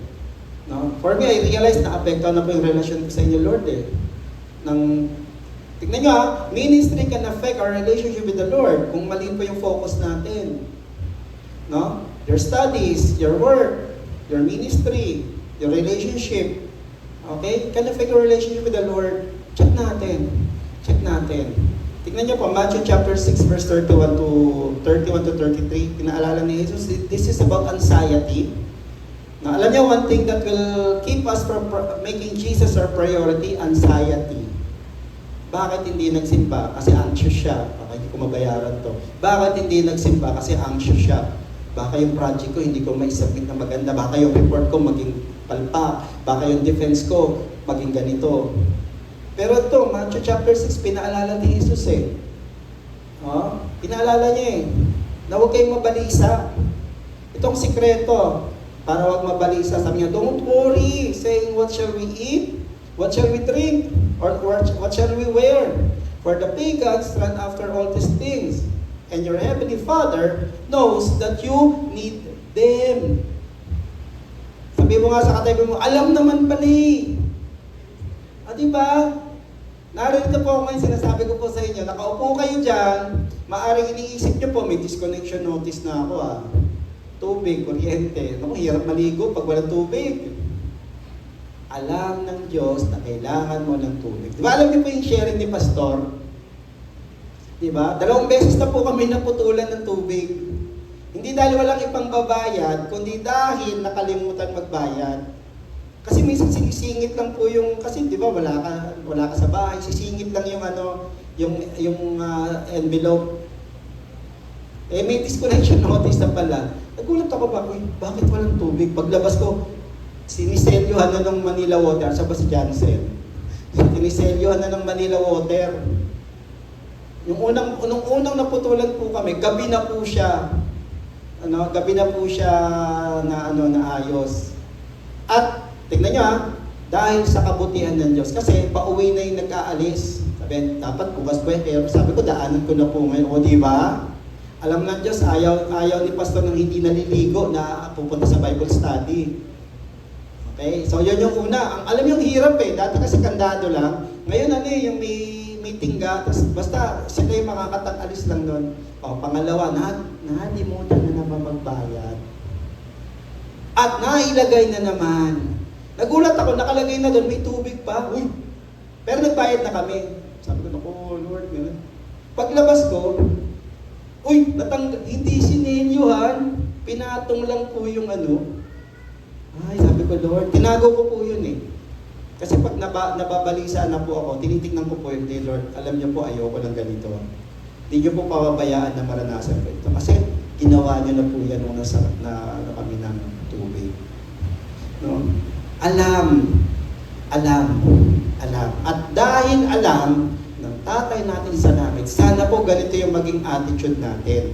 Seek first His kingdom and His righteousness, and some of these things will be added to you. Tama po ba, Sam? Diba yung Bible verse ko yata rito yun? Some. Anong nakalagay dyan? These things. Tama ba? Itong mga bagay. Hindi, ano ang sabi dyan? All. Everyone say all. All these things will be given to you. Hindi po ito prosperity preaching, pero yan po yung sinabi. Unahin mo siya, alam niya kung ano yung kailangan mo. Kailangan mo ng mataas na grade? Alam ni Lord yan eh. No? Kailangan ba natin ng mataas na grade? Alam ni Lord yan eh. Kailangan ba ng pambay? Alam ni Lord yan eh. Okay? Kailangan mo ba ito? Alam ni Lord yan eh. Pero the challenge is, are we willing to trust? Are we ready to take His word? Diba? Para maranasan po natin yung kanyang kabutihan at kapangyarihan. Ganun lang po eh. Gusto mong maranasan ang kabutihan ng Panginoon at kapangyarihan. Panghawakan mo yung sinabi niya. Panghawakan mo at subukan mo na panghawakan mo. Diba merong lumapit sa kanya, Lord, may sakit po yung aking anak, puntahan niyo po. Sabi niya, hindi, magaling na yun, umuwi ka na. Ano yung sabi sa John? Pinanghawakan niya, the man took his word and left, umuwi. So, midway, pauwi pa lang, gumaling na po yung anak niya. Tinanong niya, magaling na? Oo. Kailan gumaling? Ganitong oras. Yan yung sinabi ni Jesus, magaling na yung anak ko at umuwi ako. Lagi ko po natatandaan yun, the man took Jesus at His word and left. Baka kailangan natin, itong ating ika-24 na taon po, hindi ko po alam ilang taon na namin kayong kasama. Sila Ate Lena, alam ko, 16 years na namin kasama yan. Yan, sila Jackie, sila Jonah, sila Ma'am. No? Yung iba sa inyo, pwedeng 12. Sila Kuya Leo. Alam ko, kasama namin yan, 2012 pa eh. So, matagal na rin pala, no? Pinagsamahan natin. Pero nawa po, mapaalalahanan tayo. Alam ng Diyos na kailangan natin, bago pa man tayo lumapit sa Kanya. Pero kailangan po natin hingiin at kailangan natin siyang unahin. Again, balanse po. Hindi ko po sinasabi na pinasign ka ng boss mo na mag-overtime. Hindi, sabi ng pastor na, baka wala ka ng trabaho nun. mawalan ka ng trabaho nun, o kaya yung teacher, o bakit late mo na isa? Sabi ng pastor namin, unahin kong ano eh. Ay, babagsak ka nun. pero unahin, Lord, kayo na pong bahala. Gusto ko po kayong unahin. Haplusin niyo po yung puso ng aming mga ano po. Eh, bago pa man tayo humingi, sila na po yung magpipresenta. Nasubukan ko po yan eh. Na may isasubmit, di ko nagawa kasi may inuna ko. Lord, I ask for your favor in the eyes of my professor. Ayun. Biglang nag-declare na lang. Ayun po, tingnan nyo, answered prayer Lord. Konting pa lang ang nag-pre-range sa amin. Haplusin nyo po na extend. In-extend nila yung pre-registration. Diba? Kasi alam na po niya. Yan. Alam na po niya. Yan. At pag ganun po, nababago na po yung pahalaga natin. Tandaan po natin what we value determines what we will prioritize. Kung mahalaga po sa atin ang relasyon natin sa Diyos, ipaprioritize po natin yung relasyon na yun. Kaya we will seek first His kingdom and His righteousness. Saka mangyayari all these things will be added. Yan. Matthew chapter 17, tignan nyo si Pedro. Namangha siya, nakita niya si Elijah, si Moses, na may conference sila ni Jesus, yung tatlo. So yun ang naging priority niya kasi yung binavalue niya yung yung Torah, Lord, yung prophecy, nangyayari na sa harapan ko. Nakalimutan niya kailangan niyang namnamin yung presensya. Hindi po yung karanasan kundi yung presensya, hindi yung event kundi yung presence. Kasi sinabi niya, Lord, baka po mas mabuti if you wish, I will put up 3 tent or shelters. Isa sa inyo, isa kay Moses, isa kay Elijah. Okay? So ano yung ginawa ng Diyos sa kanya? Sabi, while he was still speaking, a bright cloud enveloped them, and a voice from the cloud said, This is my son, whom I love, with him I am well pleased, listen to him. Makinig kayo, unahin niyo siya. Hindi yung event na yan, pakinggan niyo kung ano yung sasabihin niya. And I'm telling everyone ngayon, mga kapatid, makinig tayo kay Jesus. Yan ang napakalaga, kaya i-prioritize natin. Meron siya mga sasabihin sa atin na maaaring magpabago ng kondisyon ng ating buhay, ng ating relasyon, ng ating pag-aaral, ng ating ministry. Makinig tayo sa Kanya. Kasi mahal siya ng kanyang tatay sa langit. At tandaan po natin is Jesus our priority? Kasi what we value will have our full attention. Kung ano yung mahalaga sa atin, andun yung unang attention natin. Kung mahalaga po sa atin yung, di ko alam yung video game yata kasi may pinapataas tayong point. Kung mahalaga po sa atin yan, nandito tayo ngayon, panay ang cellphone natin. Na may na-observe po ako din nandito, yung present, abala-abala, may headset, Kapatid, pag nasa church ka, full attention mo kay Lord. Kay Lord. So, kaya check po natin, ano ba yung mahalaga sa atin pag nandito? Baka mahalaga po lang sa atin yung relasyon kay Pastor na iiyak. Maraming salamat po kung ganun po. Pero alam ko, gusto po ng Diyos, mas malalim pa po dun relasyon natin sa Panginoon. Again, check. Our priorities, is Jesus our priority? Kasi what we value will have our full attention. Paglalaanan po natin ng panahon yan, paglalaanan po natin ng attention yan, paglalaanan po natin ng effort yan, kung ano po yung pinahahalagahan natin. Kaya kung mahalaga po sa atin si Jesus, siya po yung priority natin. Amen? Palakpakan po natin ang Panginoon. So itanong po natin ngayon, ano ba ang lugar ni Jesus sa ating buhay? Sa ating pamilya? Sa ating pamilya, sa ating spiritual family, church family, ano po ang lugar kaya ni Jesus? And I'm telling you right now, si Jesus po dapat ang priority ng Church So Blessed Taytay. Siya po. Makinig tayo sa Kanya at sumunod tayo sa Kanya. Kasi po, kailangan po na kay Jesus ang best path sa buhay natin. Ibigay natin yung pinakamagandang lugar kay Jesus sa buhay natin, sa ministry natin, sa pag-aaral natin, sa hanap buhay natin, sa lahat. Sa lahat ng buhay natin. Ayan, palakpakan po natin muli ang Panginoon. So, unang checkpoint pa lang po yun. Mabigat na, unang checkpoint pa lang. So, kung gagawin po natin yan, talagang mananatili po tayo kay Jesus mo, kukonect na tayo. Pero hindi po doon nagtatapos. Kasi pwedeng nakakonekta tayo kay Jesus, pero nangangatal pa rin tayo. Pangalawang bagay na i-check po natin is Jesus the source of our security. Sa Kanya po ba tayo humuhugot ng kasiguruhan, ng katiyakan? Okay? So Philippians, balikan natin, sinabi ni Pablo, I consider everything a loss. Baliwala yan. Accomplishment. Baliwala yung pinag-aralan ko na. Hindi po ibig sabihin na huwag na mag-aral na. Ibig sabihin, hindi yan yung primary eh. Sabi niya. Kasi, mas mahalaga yung the greatness, surpassing greatness pa of knowing Christ Jesus, my Lord. If Jesus is our priority, ang ating pong goal is the surpassing greatness of knowing Jesus bilang Panginoon natin. Yan, sabi niya, for whose sake I lost all things, I consider them rubbish. And be found in Him, not having a righteousness of my own that comes from the law, but that which is through faith in Christ. Tingnan niyo, nagkaroon siya ng pagbabago ng pananaw kasi sa kanilang kultura, yung mga Jew, yung mga Judaism kasi ano nila eh, they believe that they have to work for their salvation.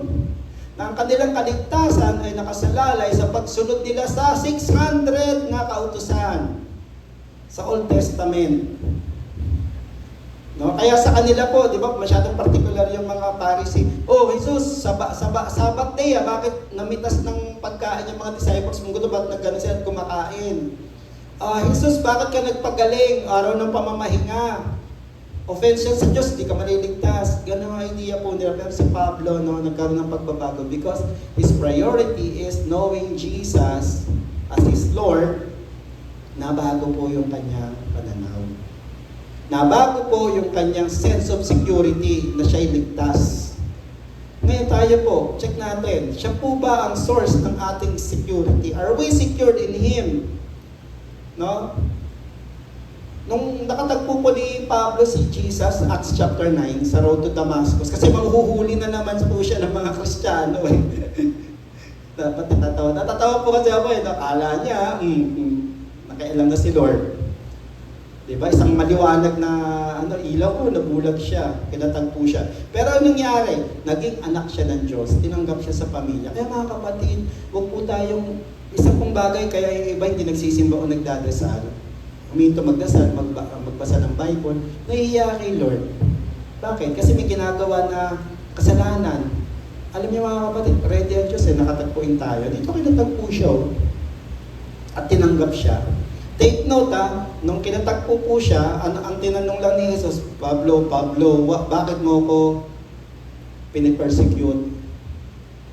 No? Saul, why do you persecute me? Tapos, sinabi niya, sige, ganito pumunta ka doon at padadala ko sa iyo si Ananias para makakita ka ulit. Hindi po sinabi ng Diyos na, sige, padadala ko doon, magsisi ka ng kasalanan mo, pagsisiya mo yan, mag-sorry ka sa kanya, sa mga pinapatay mo. Hindi! Tinanggap muna siya agad. Di ba? Tinanggap muna siya ng Diyos. Tinanggap muna bilang anak, bilang bahagi ng pamilya. At dahil doon, nagtiwala si Pablo sa Diyos. He trusted God not just with something, but with everything. No? At mga kapatid, yan po yung panalangin ko sa atin. Maging ako po yan ang lagi kong panalangin that I come to trust the Lord for everything, not just this thing or something. Trust po, magtiwala po tayo. Kasi po ganito trusting God will always involve giving up something. Okay? Kaya medyo challenging po yung sinabi kong yan. Trusting and having our security in the Lord means giving up something or someone. Ayan, sinabi ko na, someone or something. Kasi dito, mineasure ni Pablo yung treasure ni Bali, wala pala ito. Ang talagang kayamanan ko ay ang Panginoon, ang aking relasyon sa Diyos. Okay? Nakita ni Pablo, mas maganda pala itong ino-offer ng Diyos kaysa dito sa pinahawakan ko. Kaya pinitawan niya. Pinitawan niya. And we will be required by the Lord to give up something we hold very dear. as we prioritize Him and put our faith in Him, nakakaramdam, Lord, kayo po yung seguridad ko. At pinatunayan niya po yan sa Bible. Diba? From Old Testament times up to the New Testament times, pinatunayan niya, alam ko na yung kailangan nyo, akong bahala sa inyo. Diba? Meron ba tayong, meron bang mga oppressor? Diba si Elisha? Pinalibutan sila kasi lagi niya binubuking yung yung emperor ng Syria eh. So, hulihin na nga yan, pinalibutan po. Nung nagising yung kanyang servant, hala, amo, guru, napapalibutan tayo. Siya, bull lang siya, no? Siguro nagmumo o kape-kape. Version ko po yan, ha? Huwag kang mag-alala. Mas marami pa rin ang kakampi natin kaysa sa kanila. Ha? Sabi, ako, lakas yata nung kapeng iniinom ni guru, Wala po. Hindi. Lord, buksan niyo yung mata niya para makita po niyo. Nakita nila maraming anghel, napapalibutan po yung mga nakapalibot sa kanila. Doon pa lang po makikita natin ang pag-iingat ng Diyos eh. At pinakita po yan, nung dumaan po yung bagyo, nasa bangka po sila, kasama nila si Jesus. Nakalimutan nila magdala na magbaon ng tinapay. God provided. Diba? So ganun po. We trust the Lord. We give up something in favor of something more glorious. More glorious. John chapter 60, ganyan ito, 66-69. Na-disappoint yung mga sumusunod kay Jesus kasi hindi nila matake yung sinabi niya, sino ang kakain ng aking laman, siya yung mabubuhay. He who will eat my flesh. Kasi bread, pinakain niya. From this time, many of his disciples turned back and no longer followed him. Kasi meron silang, mahalaga sa kanila yung yung tradition eh. Ay, cannibalism. So, tinanong ni Jesus, you do not want to live too, do you? Jesus asked them. Ang ganda na sinabi ni Pedro. Simon Peter answered him, Lord, to whom shall we go? You have the words of eternal life. We believe and know that you are the Holy One of God.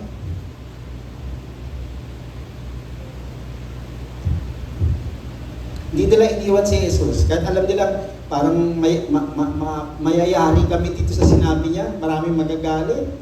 Lalo kami mag-persecute. Hindi, They had their security in Jesus. Although pumalpak din kasi huhulihin si Jesus. Kasi di ba gusto nilang ipagtanggol. Pero ito sa buhay po natin, napakahalaga po. Itong huling sinabi ni Peter. Whom shall we go to? Mga kapatid, namang problema ka ba sa bayarin? Whom shall you go to?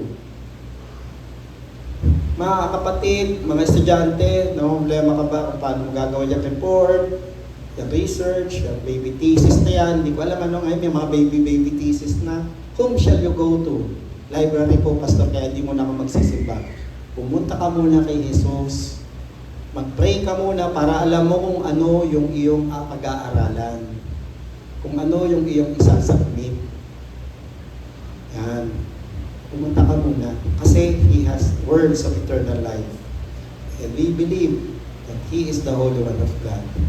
Mga kapatid, when we give something up, meron tayong Diyos na hindi tayo pababayaan. Diba? We give something up, we have a God who will not let us down.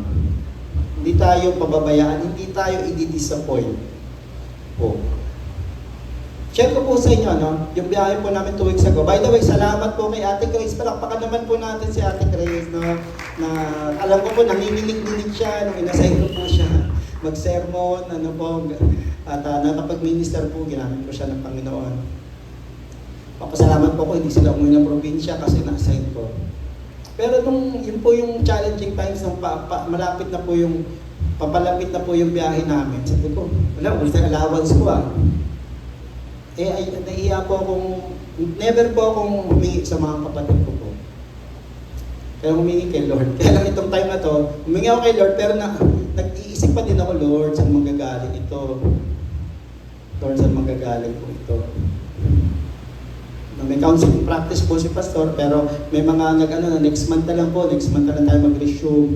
Not for the payment, pero nakakatulong siya. Pero alam niyo po, Pupunta po kami doon, ang laman lang po ng Gcash ko, kasi Gcash dapat eh.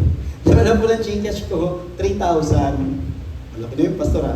Times 8 po ang isang yuan eh. Sabi ko, paano kaya ito? At ano po sabi ko nga kay Len hirap din pala na-eksakto. Kasi may mga may mga biglaang expenses eh. Gaya po doon, may pinuntahan kami kay, ang total na side trip namin, 140 yuan times 8 pesos niyo po yun. So, long story short, pagdating po doon, sabi po ng kapatid ko, pero gumagana ba yung Gcash mo? Oo. Chinek mo na ba? Sabi ko, ba't kayo? Oo. Chinek ko. Nalungkot nga ako sa laman eh. Nasa airport na po kayo. Nalungkot nga ako sa laman eh. Check mo. Nataka ko ba? Mukhang may pagtik. Uy! Sabi ko, uy! May pumasok. Ngingiti-ngiti lang yung kapatid ko, yung bunso namin na nurse. So, sila magkaibigan. Tapos lumapit yung kaibigan niya. Medyo isa yung dalawa ni Ate Len yan. Uy, thank you Tapos maya-maya na naman, check mo ulit. Ayun po. Kaya, ayun, nag-enjoy naman po. And the Lord again proved na bago po pa man hingin, alam ko kung ano yung kailangan mo. Because you gave up something, I will never let you down. At sino man ang nandito po, kung kailangan mo yung word na yun, nire-release ko sa iyan. If you need to give up something, you have a God who will not let you down.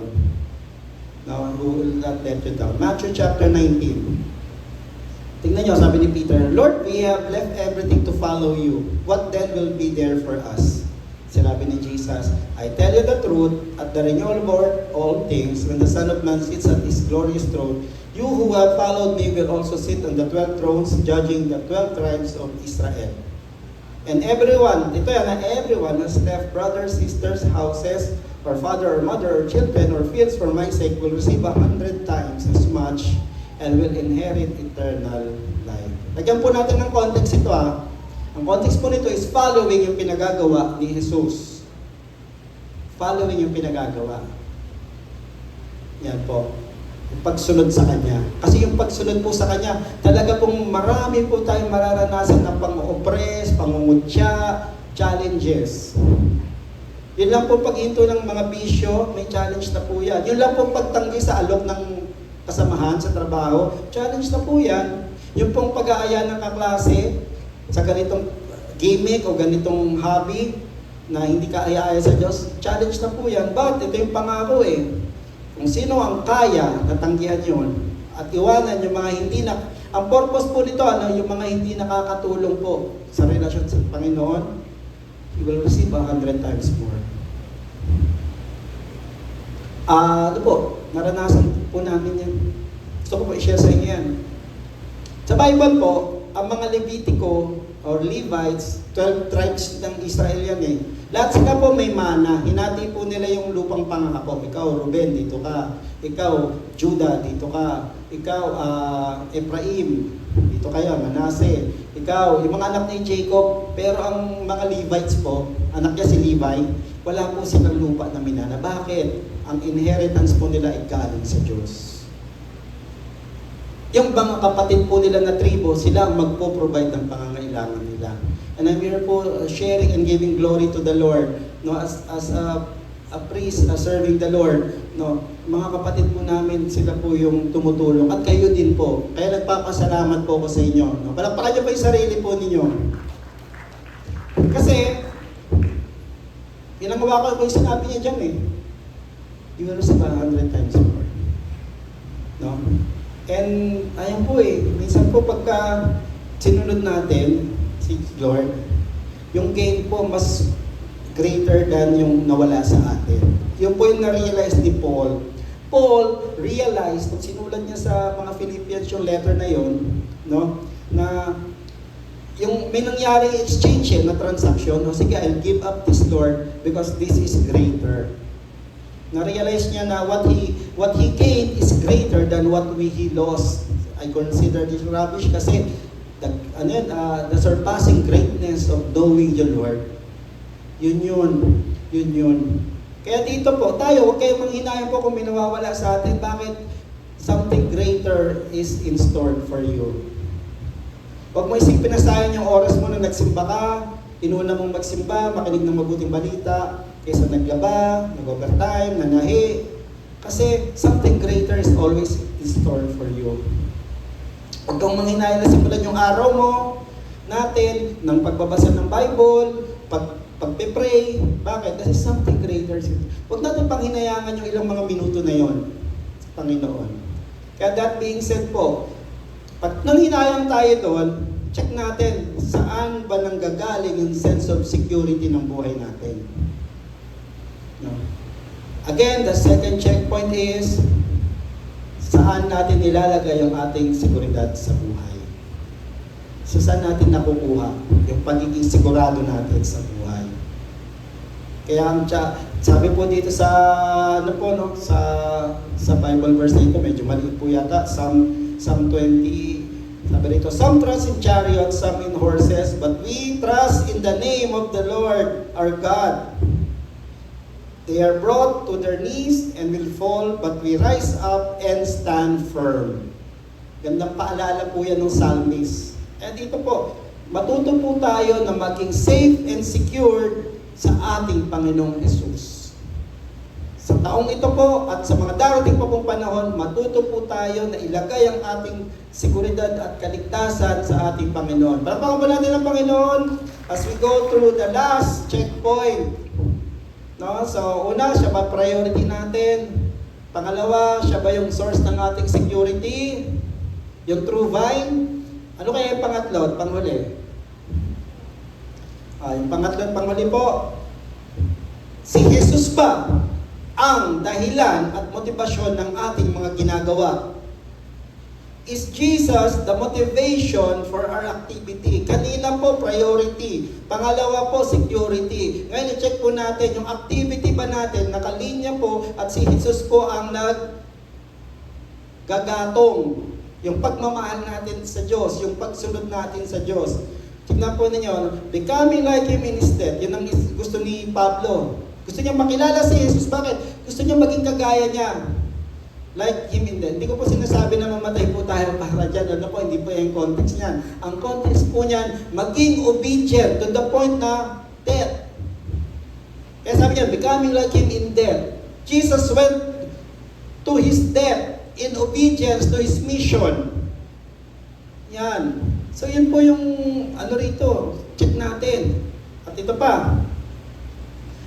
Attain the resurrection of the dead. Maranasan po natin yung kapangyarihan na yun. Kasi po yung motivasyon po natin, yan po yung nagde-determine ng quality ng ating mga kilos. O di ba, pag napipilitan lang po tayo, mga magulang, sino yung nakonsume, naghugas ka ng pinggan yung anak, kalansing naman ng kalansing, halos mabasag yung mga plato. Tiging, halos mabutas yung mga kaldero. Titing. Okay? May assign si pastor dito, halos masira yung keyboard. Tatak. Kasi hindi makatanggit. Tatak. Di ba? Kasi ang motivasyon, meron akong gustong puntahan, inaabala pa ako. Mga ganun. Our motivation determines the quality of our actions. Minsan pag meeting, ma-observa may pag-ayaw yung nilalatag ko, nakikita ko po yung facial expression. Okay. Kasi, di ba yung motivasyon? Hindi nakalinya doon sa nilalatag ni pastor. Ayan. Dapat po natin ang check our motivation kasi yan po yung magdedetermine ng ating kilos. Diba? Patawag ka ng prayer time, prayer Wednesday. Halos kalad ka rin yung paa pumunta ng Miriam eh. Pero patawag ka ng sports fest. Hala! Patawag ka ng sports fest. Yan. Coffee fellowship. Hala! Kahit na nagpapalpitate yan, pupunta yan. Diba? Yan. Tawag ka ng prayer and fasting. Bakit? Our motivation determines the quality of our actions and response. I-check po natin yung ating kilos, yung ating activity. Si Jesus ba ang motivasyon nun? Colossians chapter 3, whatever you do, work at it with all your heart as working for the Lord, not for men. Since you know that you will receive an inheritance from the Lord, as a reward, it is the Lord Christ you are serving. Mga kapatid, We are serving not Church So Blessed, but we are serving the Lord Jesus Christ through His Church So Blessed Taytay. Huwag po natin kalilimutan yon. Kaya lahat ng ginagawa natin dito, gawin po natin as if si Lord ang ating pinagsisilbihan, hindi po si Pastor. Ay, natin, plano ni Pastor yan, sa kanya Ate Lynn. Alas, lagot tayo. Hindi, huwag ganon. Isipin po natin na si Lord ang ating pinaglilingkuran.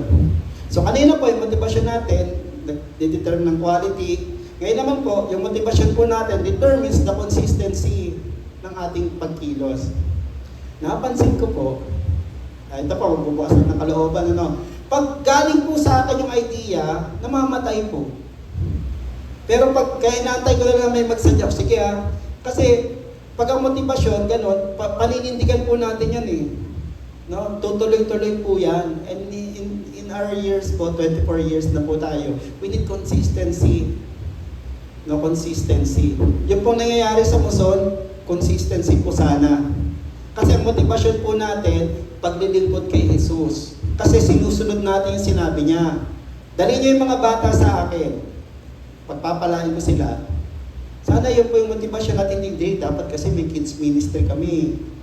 Sana pang motivasyon po natin kaya tayo mag-share ng mabuting balita ng Panginoon ay kasi sinabi ni Jesus, hindi kasi sabi ni Pastor kailangan mamungan na kami. Kasi pag ganun po, yung pwedeng gagawin po natin yan, unang linggo, pangalawang linggo, pangatlo, praise God, pag isang buwan, dalawang buwan. Pero darating po yan, pananawaan po natin. Bakit? Kasi motivasyon po natin. Pero pag Diyos ang ating motivation, tiyak po yan. Tutuloy-tuloy po natin yan. John 14:15. Tignan nyo. If you love me, you will obey what I command. You will obey my command. Kasi po, yung ating motivasyon determines the strength of our actions and decision.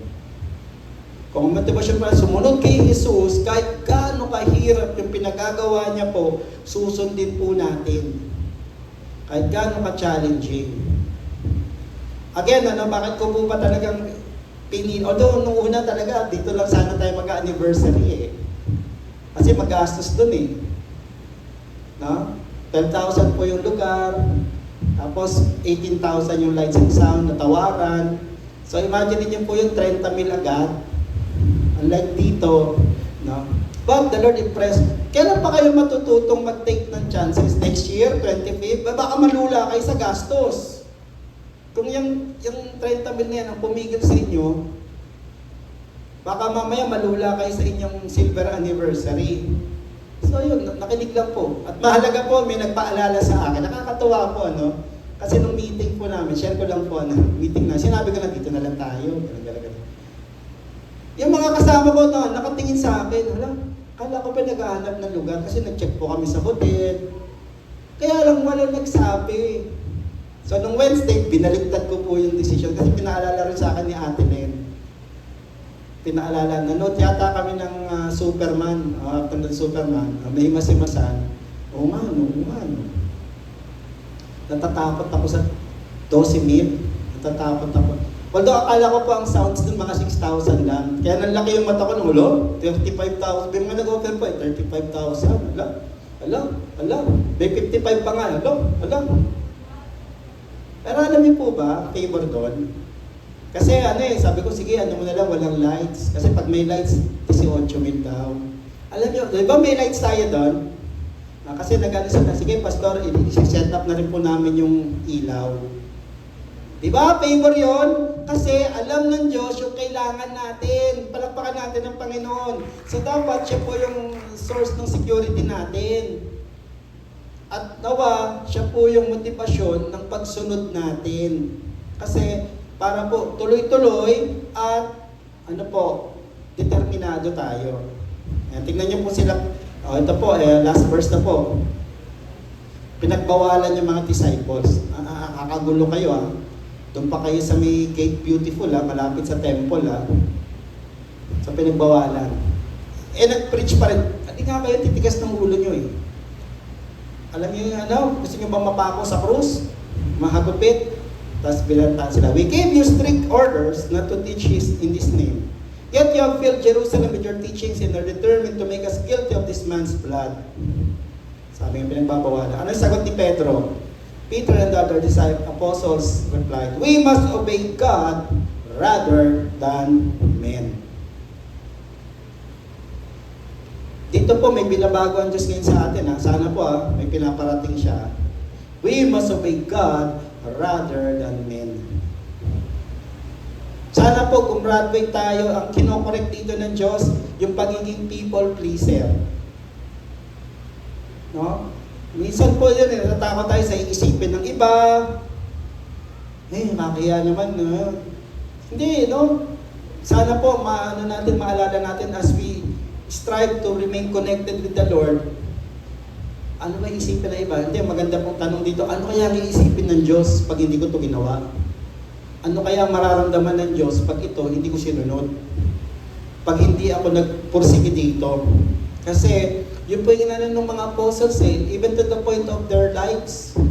Diba? Alam nyo ba, yung 12 apostoles, pati pinalit kay Judas kasi kasama, 11 po doon na-martyred. Kaya wag po nating life, ang Christian life po ay masaya po talaga siya kasi kasama natin ng Diyos. Pero may mga pagsubok po yan. So we must obey. Again, check the motivation. It powers our decision. No, it powers our consistency. It gives quality sa ating mga actions. Kaya that being said po, ano ang motivasyon ng ating desisyon at mga kilos? Ano po?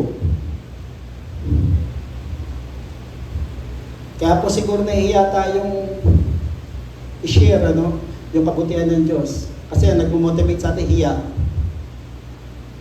O baka ayaw nating maabala.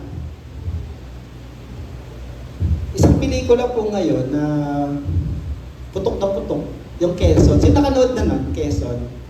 Dami pong nanonood, ba't ang daming nanonood? Kasi ang dami nagkikwentong gundo ng palabas na yun. Mamaya nga po manonood kami ni Ate Len. Kasi ang ganda raw Bakit yung kabutihan ng Diyos nahihiyang ikwento? No, bakit yung kabutihan at katapatan ng Diyos ikinahihiya po natin? Oo, di ba? Kaya ito po, isang checkpoint po. Si Jesus, itong ating 24 na taon as a church family, at 24 na taon sa inyong pamilya, dahil kasama namin kayo dito. Si Jesus ba ang motibasyon ng iyong kilos sa pamilya? Bakit dinidisiplina? Bakit ginagather yung pamilya? By the way, starting this month, family altar. Maglalabas po ako ng weekly na prayer points, kaya pwede po ipag-pray ng pamilya yon. Ano yung motivasyon ko? Ba't ako mag-pray? Diba? Nawa po, kay Jesus tayo kumuha ng motibasyon, kay Jesus tayo kumuha ng seguridad, kay Jesus tayo kumuha po ng panahon. Lord, kayo po yung panahon ko. Kaya that being said, let the greatest commandment motivate our actions and decision. So yan mga kapatid, 3 checkpoints po. If you want to remain faithful with the Lord, check these 3 things sa ating buhay. Si Jesus ba ang ating priority o bahagi lamang ng ating priority? Si Jesus ba ang ating source of security? At si Jesus po ba ang motivation ng ating activity or activities? Not just in church, but in our family, in our ministry, in our studies, in our work, in our business. Yan po yung iniiwan ko sa atin, mga kapatid. Kaya pag-isipan po natin ito, saang checkpoint tayo nahihirapan para manatili kay Jesus. So kung na-identify na po natin yan, ano nga yung kailangan natin gawin? Ano yung kailangan natin gawin tungkol dito? At yan po yung iniiwan ko sa inyo para sagutin. Amen? Palakpakan natin ang Panginoon. Tayo po tayo lahat at manalangin po tayo.